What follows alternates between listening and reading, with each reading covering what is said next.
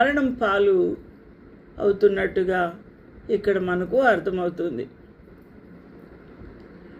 I looked and behold a pale horse, and his name that sat on him was Death, capital D, Death, వాడి పేరది. And hell followed with him, and power was given unto them over the fourth part of the earth to kill with sword, with hunger, with death, and with the beast of the earth. కాబట్టి భయంకరమైన ఈ యొక్క మరణాలు ఖడ్గం వలనను కరువు వలనను ఈ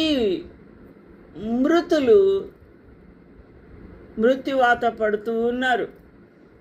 క్రూర మృగము వలనను వారు భూమి యొక్క 4వ భాగము బలైపోతూ ఉన్నారు.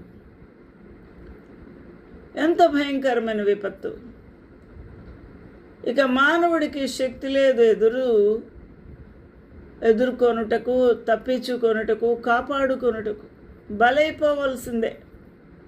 కరువు వలన, ఖడ్గం వలన మరియు క్రూర మృగాల వలన ఈ భయంకరమైన నాశనము భూమి మీదకి దిగి వస్తూ ఉంది. ఆ సమయంలో రక్షించబడిన సంఘము ఉండదు.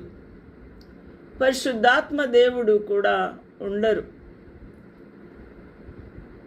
దేవుని యొక్క నామము నందు భయభక్తులు కలిగి ఆయన భయములో జీవించుచున్న వారి చుట్టూ దేవదూతలు వారిని కాచి భద్రపరుస్తూ ఉంటాయి. కానీ సంఘం ఎత్తబడిన తర్వాత ఈ దేవదూతలు కూడా వారికి కాపలుగా ఉండవలసిన అవసరం లేదు. ఎందుకనగా ఆ యొక్క సంఘములో చేర్చబడిన విశ్వాసులు పైకి ఎత్తబడతారు కాబట్టి పరిశుద్ధాత్మ దేవుడు ఉండరు. దేవదూతల కాపుదల భద్రత ఉండదు. మరియు ఈ యొక్క రక్షించబడి ప్రత్యేకపరచబడిన ఈ సంఘము కూడా ఉండరు.